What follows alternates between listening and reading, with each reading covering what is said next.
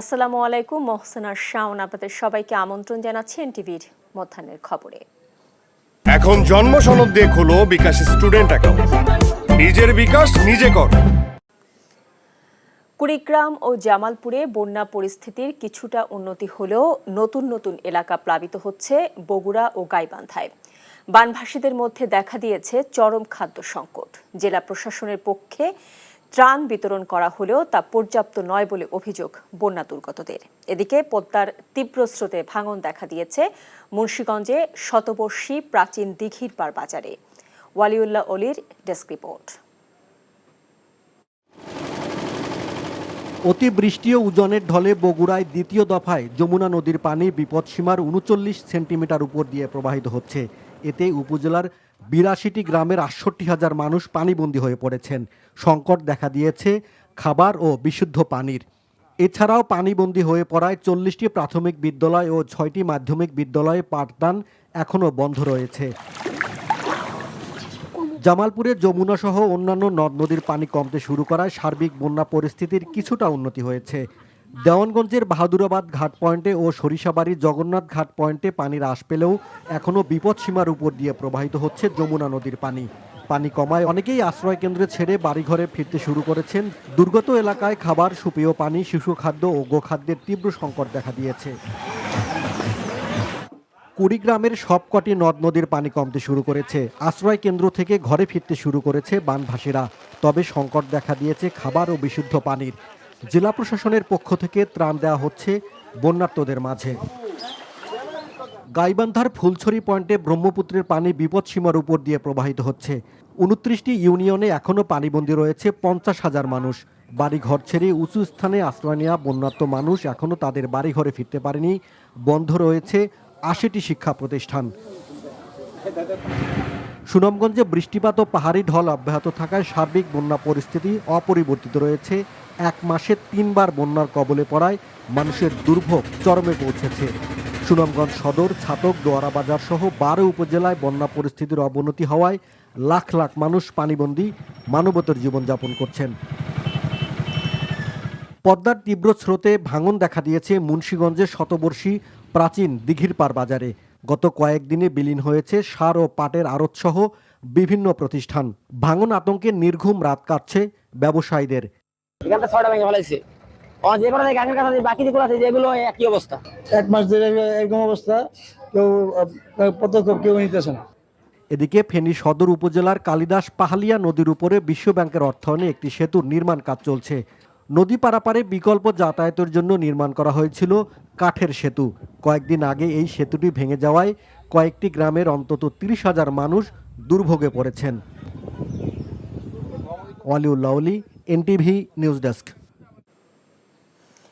বন্যা পরিস্থিতির খবর জানাতে যাচ্ছি কুড়িগ্রামে। সেখানে আছেন সহকর্মী হাসিবুর রহমান। হাসিব, কুড়িগ্রামে বন্যা পরিস্থিতির কি খবর আছে আপনার কাছে?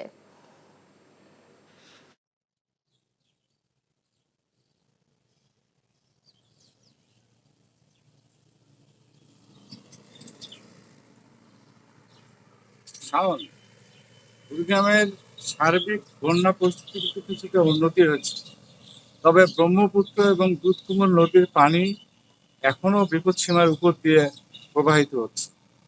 আমাদের যে চরাঞ্চলের ৪ শতাধিক চরাঞ্চলের ২.৫ লাখ মানুষ যে পানিবন্দী ছিল, সেই চরাঞ্চলগুলোর পানি কিন্তু কমছে অত্যন্ত ধীর গতিতে। এই পানিবন্দী মানুষগুলো যদি ঘরে ফিরতে চায়, তবুও তাদের আরো ৩-৪ দিন সময় লাগবে। আমরা চরাঞ্চল ঘুরে দেখেছি, প্রত্যেকটা বাড়িতে যে পরিমাণ কাদা জমেছে এবং বাড়ির টিউবওয়েলগুলো যেভাবে ডুবে আছে, সেখানে বসবাসের উপযোগী করতে গেলে তাদের আরো ৩-৪ দিন সময় লাগবে। আর চরাঞ্চলের মানুষগুলো কিন্তু খাদ্যের সংকটটা প্রকট আকারে ধারণ করেছে। সরকারিভাবে এ পর্যন্ত ৫০০ মেট্রিক টন চাল দেয়া হয়েছে, যা ২.৫ লাখ পানিবন্দী মানুষের জন্য খুবই সামান্য। জেলার ৬০টি ইউনিয়নের এ পর্যন্ত যে অবস্থা বিরাজ করছে, সেটি কিন্তু অত্যন্ত ভয়াবহ। আমি যদি বলি, গবাদি পশুর খাবার কিন্তু নেই। ইতিমধ্যে ৭,০০০ হেক্টর ফসল কিন্তু পানিতে তলিয়ে নষ্ট হয়ে গেছে। আর গোচরণ ভূমি তলিয়ে থাকায় গবাদি পশুর খাদ্য সংকট নিয়ে কৃষকরা চরম সংকটে পড়েছে। তো এই অবস্থা যদি চলতে থাকে, আশু খাদ্য সংকট এবং গবাদি পশুর খাদ্য সংকট মোকাবেলা করার জন্য চরবাসী সরকারের প্রতি আহ্বান জানিয়েছে, দাবি জানিয়েছে। এই ছিল শাওন কুড়িগ্রামের সর্বশেষ বন্যার অবস্থা। জানছিলাম কুড়িগ্রামে বন্যা পরিস্থিতির খবর। রাজধানীর ধানমন্ডিতে আওয়ামী লীগ সভাপতির রাজনৈতিক কার্যালয়ে সার্বজনীন পেনশন স্কিম থেকে অন্তর্ভুক্তি বাতিলের দাবিতে পাবলিক বিশ্ববিদ্যালয়ের শিক্ষকদের সাথে বৈঠকে বসেছেন দলটির সাধারণ সম্পাদক ওবায়দুল কাদের। সেখানে আছেন আমাদের সিনিয়র করেসপন্ডেন্ট মইদুল ইসলাম। মইদুল, শিক্ষক নেতাদের সাথে কখন বৈঠকটি শুরু হয়েছে সেটি জানাবেন, আর আলোচনার বিষয় সম্পর্কে কিছু জানতে পেরেছেন?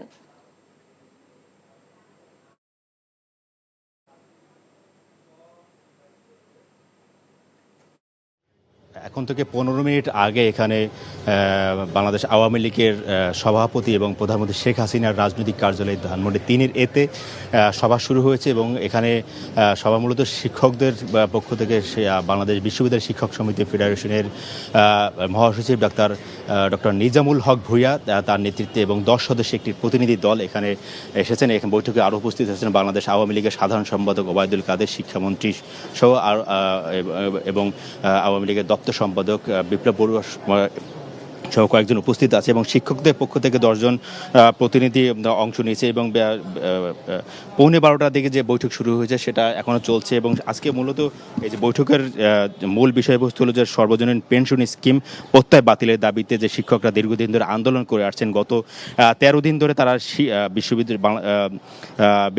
বাংলাদেশের বেশিরভাগ পাবলিক বিশ্ববিদ্যালয়ে ক্লাস পরীক্ষা বর্জন সহ যে কর্মসূচি পালন করে আসছে শিক্ষকরা এবং কর্মচারীরা সেই দাবির প্রেক্ষিতেই মূলত আসলে এই 13তম দিনে এসে এই বৈঠক শুরু হয়েছে এবং বৈঠকের যে বিষয়টা আসলে শিক্ষকদের যে সাথে আলোচনা হচ্ছে তার যে এই পেনশন স্কিম থেকে বিশ্ববিদ্যালয় শিক্ষকদেরকে কর্মচারী বাতিল বা বাদ দেওয়া হবে নাকি না তাদেরকে রেখেই আসলে এই যে এই পেনশন স্কিম প্রত্যয়টা বহাল রাখা হবে সেই বিষয়ে আসলে দুপক্ষের মধ্যে আলোচনা চলছে এবং আলোচনার হয়তোবা কিছুক্ষণ পরেই হয়তোবা শেষ হবে দুপুর 12:30 নাগাদ। তো আলোচনার পরে এবং মূলত কী সিদ্ধান্ত পৌঁছায় সেই বিষয়ে দুপক্ষই আমাদের সাথে আনুষ্ঠানিকভাবে কথা বলবে। তো তখন আমরা মূলত আপডেট জানাতে পারবো যে বৈঠকে কি সিদ্ধান্ত হলো। তো এই ছিল এখানকার অবস্থা। শাওন, ধানমন্ডি থেকে জানাচ্ছিলেন শিক্ষক নেতাদের বৈঠকের খবর। সারা দেশে বাংলা ব্লকেট কর্মসূচিতে হামলার বিচার এবং কোটার যৌক্তিক সংস্কারের এক দফা দাবিতে বিক্ষোভ মিছিল এবং সমাবেশ করেছে ঢাকা বিশ্ববিদ্যালয় সহ অন্যান্য কলেজ এবং বিশ্ববিদ্যালয়ের শিক্ষার্থীরা। কর্মসূচি থেকে দাবি না মানা পর্যন্ত আন্দোলন চালিয়ে যাওয়ার ঘোষণা দেয় বৈষম্য বিরোধী ছাত্র আন্দোলনের নেতারা। আজ শনিবার আন্দোলনকারীরা কেন্দ্রীয়ভাবে মাঠের কোনো কর্মসূচি রাখেননি, তবে সারা দেশে আন্দোলনকারীদের সঙ্গে সমন্বয় করে নতুন কর্মসূচি ঘোষণা করা হবে বলে জানিয়েছেন তারা। শুক্রবার সন্ধ্যায় রাজধানীর শাহবাগ মোড় থেকে অবরোধ তুলে নেওয়ার আগে পরবর্তী কর্মসূচি ঘোষণা করেন বৈষম্য বিরোধী ছাত্র আন্দোলনের অন্যতম সমন্বয়ক ঢাকা বিশ্ববিদ্যালয়ের ছাত্র আবু বাকের মজুমদার। তিনি বলেন, আজ শনিবার সব বিশ্ববিদ্যালয় এবং জেলায় জেলায় তাদের অনলাইন অফলাইন প্রতিনিধি বৈঠক হবে। সন্ধ্যা 6টায় ঢাকা বিশ্ববিদ্যালয় গ্রন্থাগারের সামনে পরবর্তী কর্মসূচির সংবাদ সম্মেলন করে জানিয়ে দেওয়া হবে। মতিঝিলে সেনা কল্যাণ ভবনের পাশে প্রায় 200 কোটি টাকা মূল্যের হিন্দু সম্প্রদায়ের দেবোত্তর সম্পত্তি উদ্ধার করেছে ঢাকা জেলা প্রশাসন। এই সম্পত্তি উদ্ধারের লক্ষ্যে সকালে মতিঝিলে সেনা কল্যাণ ভবনের পেছনে অভিযান চালায় ঢাকা জেলা প্রশাসন। তারা জানায়, হিন্দু সম্প্রদায়ের সম্পত্তি কয়েক দশক ধরে বেদখলে রেখেছিল একটি চক্র। হিন্দু কল্যাণ ট্রাস্টের অভিযোগের প্রেক্ষিতে অনুসন্ধানে জানা যায়, এখানে একসময় একটি মন্দির ছিল। সেই সম্পত্তি দখল করে স্থায়ী অস্থায়ী স্থাপনা তৈরি করে দখলকারীরা। দখল ছেড়ে দিতে নানা সময় নোটিশ দেওয়া হয় দখলকারীদের। সবশেষ আইনি প্রক্রিয়া অবলম্বন করে দেবোত্তর সম্পত্তি দখল মুক্ত করে বুঝিয়ে দেওয়া হয়েছে হিন্দু কল্যাণ ট্রাস্টের তরফে।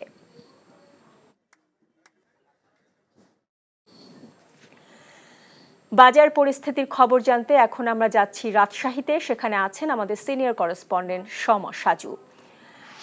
সাজু, চাল সহ নিত্যপণ্যের দাম কেমন দেখছেন আর ক্রেতা বিক্রেতারা কি বলছেন?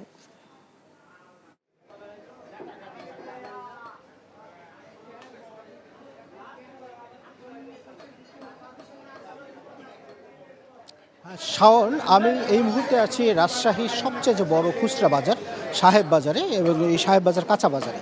তো আপনি যে বিষয়টি জানতে চেয়েছেন, আমরা এখানে এসে যে ক্রেতা এবং বিক্রেতাদের সাথে খোঁজ নিয়ে জেনেছি সবচেয়ে যে ভোগান্তি পড়েছে সাধারণ মানুষ, কারণ তারা কাঁচা বাজারে এসে তাদের নাভিশ্বাস উঠেছে। তারা দেখেছে আজকে কাঁচা মরিচের দাম সবচেয়ে বেড়েছে। কাঁচা মরিচ আজকে বিক্রি হচ্ছে 400 টাকা কেজি, অর্থাৎ এই ঈদের আগে যে কাঁচা মরিচ 150 থেকে 160 টাকা বিক্রি হতো, সেই কাঁচা মরিচ আজকে বিক্রি হচ্ছে 400 টাকা কেজি। এবং আমি বেশ কয়েকজন বিক্রেতাদের সাথে কথা বলেছি, তারা অনেকেই আজকে দোকানে কাঁচা মরিচ তুলেইনি। তারা বলছে যে ক্রেতাদের সঙ্গে এই কাঁচা মরিচের দাম নিয়ে বাক বিতণ্ডা হচ্ছে। আর এর বাইরে যদি আপনাকে অন্যান্য সবজির দাম একটু বলতে চাই, 80 টাকার নিচে কোনো সবজি পাওয়া যাচ্ছে না, একমাত্র পটল ছাড়া। পটল 30 টাকা কেজিতে বিক্রি হচ্ছে, আর অন্যান্য যেসব সবজি 80 থেকে 120 টাকা কেজি দরে বিক্রি হচ্ছে। পেঁয়াজ বিক্রি হচ্ছে আজকে 120 টাকা কেজিতে, এবং করলা কিছুদিন আগে যে করলা 60 থেকে 70 টাকা কেজি ছিল, সেই করলা আজকে বিক্রি হচ্ছে 120 টাকা কেজি। বেগুন আমি খোঁজ নিয়েছি, বেগুন 80 টাকা বিক্রি হচ্ছে, যে বেগুন কয়েকদিন আগেও ছিল 60 টাকা কেজি। এর বাইরে আপনাকে আর তথ্য জানাতে হচ্ছে যে যদি মুরগির বাজারের কথা বলি, মুরগির বাজারের মধ্যে আমরা দেখেছি যে ব্রয়লারের মুরগি, সাধারণ মানুষ, গরিব মানুষের যে মুরগি, সেই মুরগি তো কেজি প্রতি 30 টাকা কেজিতে দাম বেড়েছে গত 4 থেকে 5 দিনের মধ্যে। এর আগে 150 টাকা কেজি যে ব্রয়লার মুরগি বিক্রি হতো, সেটা আজকে 180 টাকা দরে কেজি বিক্রি হচ্ছে। আর চালের বাজারের কথা যদি আপনাকে বলতে চাই, তাহলে চালের ক্রেতা এবং বিক্রেতাদের সাথে আমি কথা বলেছি, তারা বলেছে চালের বাজারে খুব একটা দাম বাড়েনি। কিছুদিন আগেও যে চাল ধরেন 46 থেকে 48 টাকা বিক্রি হয়েছে, সেটা এখন পর্যন্ত 48 টাকায় বিক্রি হচ্ছে। তবে কোনো ক্ষেত্রে কিছু খুচরা বাজারে আমরা দেখেছি চালের দাম 2 টাকা কেজিতে বাড়ছে। 48 টাকা কেজি যে চাল ছিল, সেটা এখন 50 টাকা কেজিতে বিক্রি হচ্ছে। তো আমি ক্রেতাদের সঙ্গে কথা বলেছি, তারা বলেছে যে তারা আগে যে পরিমাণ বাজার করতো, এখন তাদের বাজারের বাজেট অনেক কমাতে হচ্ছে, এবং যেটি না কিনলেই নয় সেই রকম দ্রব্য তারা এখন কিনে নিয়ে যাচ্ছে। শাওন, জানছিলাম বাজার পরিস্থিতির খবর। এখন জন্ম সনদ দিয়ে খোলো বিকাশ স্টুডেন্ট অ্যাকাউন্ট। নিজের বিকাশ নিজে কর। খেলার খবর, ক্রিকেট। অস্ট্রেলিয়ার পেস বান্ধব কন্ডিশনে জাতীয় দলের রাডারে থাকা খেলোয়াড়দের ক্রিকেটীয় দক্ষতা বাড়বে বলে মনে করেন বিসিবি নির্বাচক হান্নান সরকার। এছাড়াও এই কন্ডিশনে ব্যাটারদের উপর বাড়তি মনোযোগ থাকবে বলে জানিয়েছেন ব্যাটিং কোচ রাজিন সালে। রিপোর্ট নিলয় মজুমদারের। শনিবার সকাল 10টা বাজতেই অস্ট্রেলিয়া যাত্রার উদ্দেশ্যে বিমানবন্দরে উপস্থিত Bangladesh cricketer high performance unit. অস্ট্রেলিয়ার মাটিতে পাকিস্তান শাইন্সের বিপক্ষে 2টি 4 দিনের ম্যাচ ও 2টি ওয়ানডে খেলবে বাংলাদেশ দল। এছাড়াও বিগ ব্যাশের 5টি দলকে নিয়ে আয়োজিত 9 দলের একটি টি20 টুর্নামেন্টও খেলবে বাংলাদেশ। এই সফরে জাতীয় দলের রাডারে থাকা খেলোয়াড়রা ভালো করবেন বলে প্রত্যাশী দলের নির্বাচক ও কোচরা। সবচেয়ে যে বড় জিনিসটা সেটা হলো ভালো খেলার পাশাপাশি এই ধরনের কন্ডিশনে খেলার যে এক্সপিরিয়েন্স, এটা আমাদের দেশের আসলে এই ব্যাচের কোনো প্লেয়ারেরই নেই। তো সেই জায়গা থেকে তাদের জন্য নতুন এক্সপিরিয়েন্স, আশা করছি সেটা ভালো করবে। প্লেয়াররা ম্যাচ খেলে বোঝা যাবে যে তারা কতটুকু পিছায়া বা কতটুকু আগানো। এইভাবে আমরা আসলে কাজ করবো নেক্সট আর কি, যেহেতু একটা সময়ের ব্যাপার, দেখা যাক কী করা যায়, এবং ইনশাল্লাহ এসে ওইটা নিয়ে কাজ করা যাবে। এবং আমি আশা করি এখান থেকে আপনারা আগামীতে কমসে কম 2-3 জন ব্যাটসম্যান পাবেন ইনশাল্লাহ, এখান থেকে নেশা করে খেলবে আশা করি। আসন্ন এই সফরে অস্ট্রেলিয়ার কন্ডিশনকে সবচেয়ে বড় বাধা মানছেন এই আসরে দায়িত্বপ্রাপ্ত করি কলিমোর। অস্ট্রেলিয়ান কন্ডিশনে ব্যাটাররা কেমন করবে সেটা দেখার বিষয়। কন্ডিশনের সঙ্গে মানিয়ে নিতে পারলে ভালো কিছু করা সম্ভব। আশা করছি ক্রিকেটাররা ভালো খেলবে। ওয়ানডে ম্যাচগুলোতে বাংলাদেশকে নেতৃত্ব দেবেন আফিফ হোসেন। 2টি 4 দিনের ম্যাচে অধিনায়কত্ব করবেন মাহমুদুল হাসান জয়। টি20 দলের দায়িত্ব থাকছে আকবর আলীর কাঁধে। Niloy Majumdar, MTV news, Dhaka. এখন জন্ম সনদ দিয়ে খোলো বিকাশ স্টুডেন্ট অ্যাকাউন্ট। নিজের বিকাশ নিজে কর। ভালোবাসাটা কি জানো? 1 মণ দুধের মধ্যে 1 ফোঁটা গরুর চোনা। এই 1 ফোঁটা গরুর চোনা যেমন 1 মণ দুধকে নষ্ট করে দেয়, ঠিক সেরকম ভাবে প্রেম ভালোবাসাটা তোমার ক্যারিয়ারটাকে একদম নষ্ট করে দেবে। তোর জন্য কেন আমার এত টান, তুই ছাড়া কাঁদে আমার অবুঝ পরাণ। দূরে গেলে বুকে ভালোবাসা জাগে, তোর জন্য আমার বড্ড মায়া লাগে। তুমি আমার কাছে টাকা চাইতেছো, সেরকম আমারও তোমার কাছে একটা চাওয়া আছে। স্যার ইভেন এটাও বলছে যে আপনি নাকি পড়াশোনা ভালো মতো শেখান না।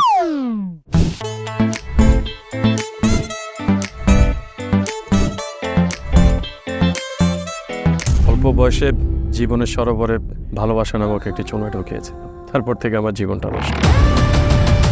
মানুষের জীবনের তাগিদে মাঝে মধ্যে দূরে সরে যেতে হয়, আবার জীবনের প্রয়োজনে ফিরে আসে।